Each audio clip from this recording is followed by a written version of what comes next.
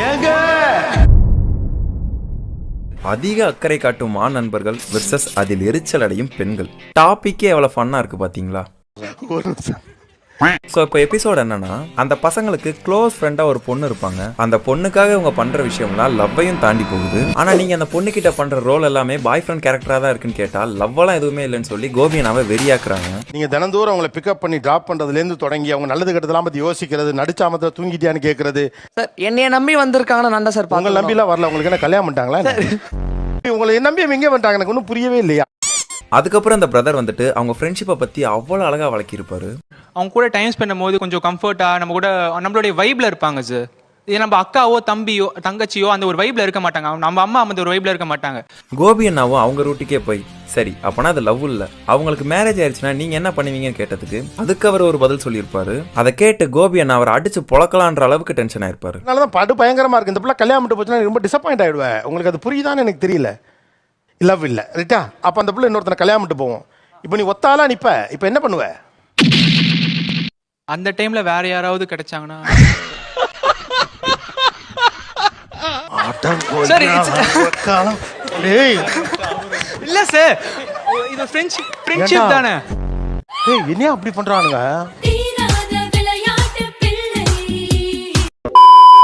கோபி அண்ணா அப்புறமும் கூட சாணில செருப்பு முக்கி அடிச்ச மாதிரி நீங்க இப்படிலாம் இருக்கக்கூடாது அப்படின்றத சொல்லியிருப்பாரு.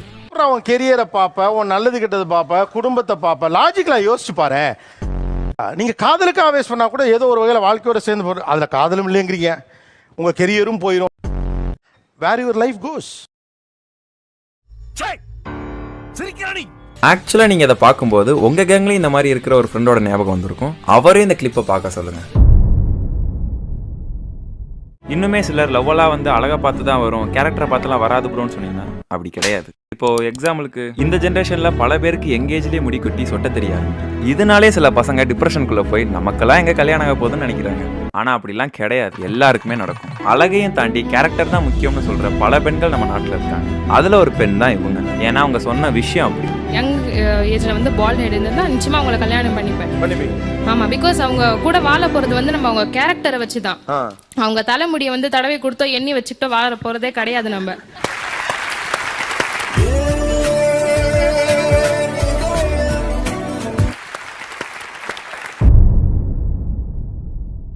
சிலருக்கெல்லாம் காதலோட சரியான புரிதல் இல்லாம லவ்ன்ற பேர்ல என்னென்னமோ பண்ணிட்டு இருக்காங்க. இப்ப நான் எனக்கு வந்து ஏஜ் 21 தான். நானே 3 ஃபெயிலியர் சந்திச்சு இப்ப 4வது இதுல இருக்கிறேன். டேய் உனக்கு வெக்கமே இல்லையாடா? இன்னுமே ஒரு தற்கொலை ஸ்டோரி ஒன்று இருக்கு. ஒரு தடவை நீயா நானால ஒரு தலைப்பு. என்ன கதைனா, இந்த ட்ரெண்ட்ல இருக்கிற கேர்ள்ஸ்க்கெல்லாம் அவங்க தாய் மாமாவோட வரவை எப்படி பாக்குறாங்கன்றதான் கதை. அதுல ஒரு பொண்ணு அவங்க மாமாவை பத்தி சொல்லும் பாருங்க. எங்க மாமாக்கு எல்லா ரைட்ஸுமே இருக்கு. அப்படியா? எல்லாத்துலயுமே எங்க மாமா தலையிடலாம். எல்லாத்துலயும் தலையிடலாம். எல்லாத்துலயுமே. கல்யாணத்துல தலையிடலாம். காதல்ல தலையிடலாம். ரொம்ப குஷியோ? தேவையில்லாம உள்ள வந்து கோபி அண்ணா கேள்வியில வாண்டடா மாட்டிக்கும். ஒரு பையனை நீங்க லவ் பண்றீங்க. ஓகே. இப்ப மாமா இந்த பையனை நீ கட்டக்கூடாதுன்னு சொல்றார். வாட் இஸ் யுவர் கால்? அப்ப எங்க மாமா சொல்றாங்கன்னா அவன் கண்டிப்பா கெட்டவனா இருப்பான். நானும் விட்டுருவேன். ஓ விட்டுருவேன். என்னடி சொல்ற? நீ என்ன சொல்ற? அந்த பையன் என்னவா? அந்த பையன் கெட்டவனா இருப்பான். அதனால தான் எங்க மாமா வேணான்னு சொல்லிருப்பாங்க. என்னடி சொல்ற? அந்த பொண்ணு இவ்வளவு சொன்ன அப்புறம் கோபிநாட்ட இருந்து சாணில முக்கி அடிச்ச மாதிரி குட்டி அட்வைஸ். ஒருத்தர் பார்வைக்கு நல்லவனா தெரியறவர் இன்னொருத்தர் பார்வைக்கு நல்லவனா தெரியணுங்கிற அவசியம் இல்ல. உங்களுக்கு ஒரே ஒரு அட்வைஸ் மட்டும் தான், நீங்க லவ் பண்ணாதீங்க. பக்கத்துல சில பிரைவேட் ஸ்கூல்ஸோட ஃபீஸ் மெனுல எடுத்து பார்த்தோம்னா அவ்வளோ ஷாக்கா இருக்கும். அதை பேரண்ட்ஸால ஏத்துக்கவே முடியாது. அப்போ உங்க மனநலமை எப்படி இருக்கும்னா, எத்தனையோ அப்பர் மிடில் கிளாஸ் ஃபேமிலிஸ் அவங்களால ஃபீஸ் பே பண்ண முடியலன்னா அவங்க குழந்தைகளை கவர்மெண்ட் ஸ்கூல்ல சேர்த்திருக்காங்க. கவர்மெண்ட் ஸ்கூல்ஸ்லயும் இப்போ ஸ்டடீஸ்லாம் சூப்பரா இருக்கு. ஆனா சில லோயர் மிடில் கிளாஸ் ஃபேமிலிஸ்லாம் பக்கத்து வீட்டுக்காரே நம்மள என்ன நினைப்பானோன்னு கஷ்டப்பட்டு பிரைவேட் ஸ்கூல்ல சேர்க்கறாங்க. அங்க போனா ஸ்டார்டிங் எல்கேஜி யூகேஜி கூட அவ்வளவு இருக்கு ஃபீஸ் ரேட். அந்த கோவத்தின் வெளிப்பாடு தான் இந்த episode. Private school versus parents. அதுல ஒரு பேரண்ட் நியாயமான கேள்வி என்ன கேட்பாருன்னா, ப்ரீகேஜிக்கு 75,000 ஃபீஸ் வாங்குறாங்க, ப்ளஸ் டேர்ம் ஃபீஸ் அப்படின்னு சொல்லி ஒன்று கலெக்ட் பண்ணுறாங்க சார். எவ்ரி டைம் 10,000 சொல்லி 3 டைம் வாங்குறாங்க. ப்ரீகேஜிக்கு எதுக்கு அவ்வளோ வாங்குறாங்கங்கிறத என்னால் சத்தியமாக ஏற்றுக்கவே முடியல. அதுக்கு எனக்கு எக்ஸ்ப்ளனேஷன் கண்டிப்பாக வேணும். ப்ரீகேஜிக்கு எதுக்கு அவ்வளோ வாங்குறாங்கங்கிறத என்னால் சத்தியமாக ஏற்றுக்கவே முடியல. அதுக்கு பிரைவேட் ஸ்கூல் நிர்வாகி என்ன சொல்லுவாங்கன்னா, சார் 10th +2 வரைக்கும் பார்த்தீங்கன்னா அவங்களுக்கு செலவு கிடையாது. அவங்களோட லேப் வைஸ் மட்டும்தான் அவங்களுக்கு. ஆனால் ப்ரீகேஜியை பார்க்குறதுன்றது ரொம்ப கஷ்டமான விஷயம். ஸோ நார்மலாக ஒரு ஹெல்ப்பர் இருந்தாங்கிறது வச்சு ப்ரீகேஜிக்கு 4லேருந்து 5 ஹெல்ப்பர்ஸ் தேவைப்படும். ஸோ ஒரு ஹெல்ப்பர் இப்போ காலகட்டத்தில் பார்த்தீங்கன்னா மினிமம் 15,000 இல்லாமல் கிடைக்கிறது கிடையாது.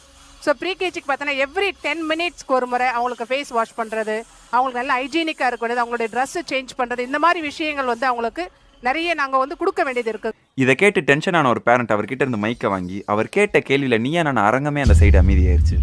இப்போ நீங்கள் அந்த ப்ரீகேஜிக்கு வந்து நாப்பி மாற்றுறீங்க, ஆயமா போடுறீங்க, அவங்களுக்கு 15,000 சம்பளம் கொடுக்குறீங்க, எல்லாமே ரைட்டு. நீங்கள் சொல்கிற அதே பாயிண்ட் பிரகாரம் நான் வரேன். அப்போது ப்ரீகேஜிக்கு ஃபீஸ் அதிகம், +2க்கு ஃபீஸ் கம்மியாக, எந்த +2 பையனுக்கு நாப்பி மாற்றிருக்கீங்க?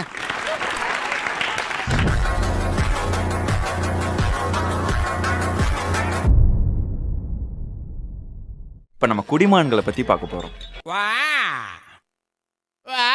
ஆப்போசிட்ல ஒரு அம்மா குடிக்கவே கூடாதுன்னு கூப்பாடு போட்டு கத்திட்டு இருப்பாங்க. நம்ம ஊர்ல இருக்கிற சில குடிமான்களுக்கு ரூல்ஸ் அண்ட் ரெகுலேஷன்ஸே இருக்காது. ரூல்ஸ் அண்ட் ரெகுலேஷன்ஸ் எங்களுக்கு இல்ல, உங்களுக்கு இருந்தா மீறப்படும். அவங்கள பொறுத்த வரைக்கும் அவங்க பண்றதுதான் சரி. 2 சேர்த்தா 3 இல்ல 4. குடிக்கிறத நியாயப்படுத்தி நீயா நானால ஒருத்தர் அவருக்கே தெரியாம சமஃபன்னா பேசிட்டு இருப்பாரு. சரக்கு அடிச்சவங்க அதை விட்டு வெளியில வர்றது கொஞ்சம் கஷ்டம் சார். அப்படி இருக்கும்போது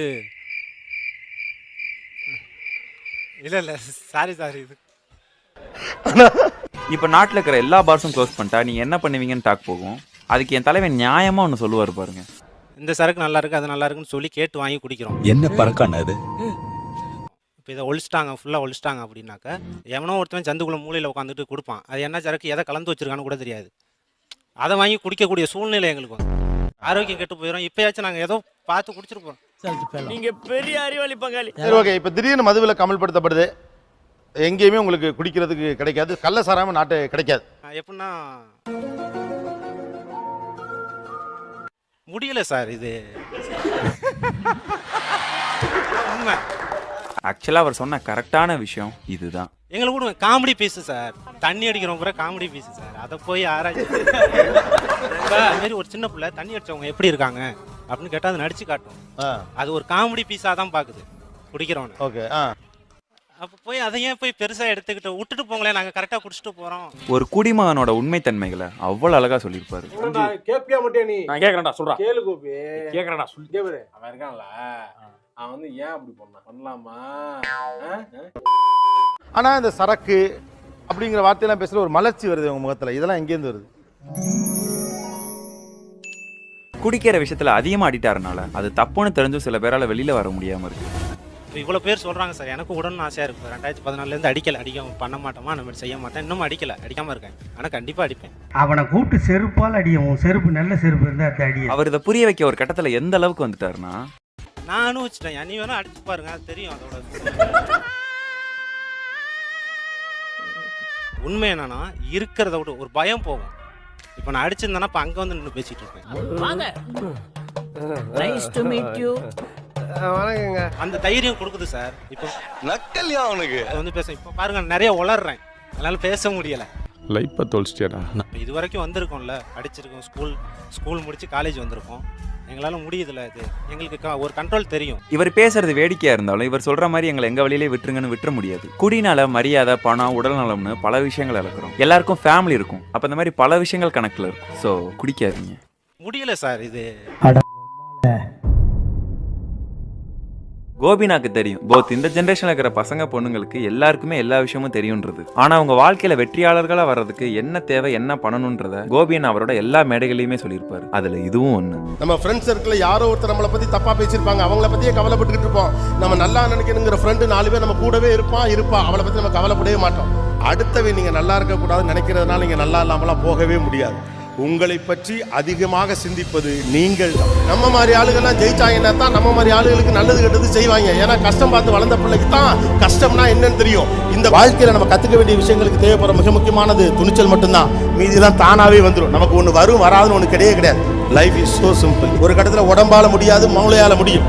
மூளை போகிற வேகத்துக்கு உடம்பும் போகிறதுக்கான வயசு இந்த வயசு தான். Don't misuse this time.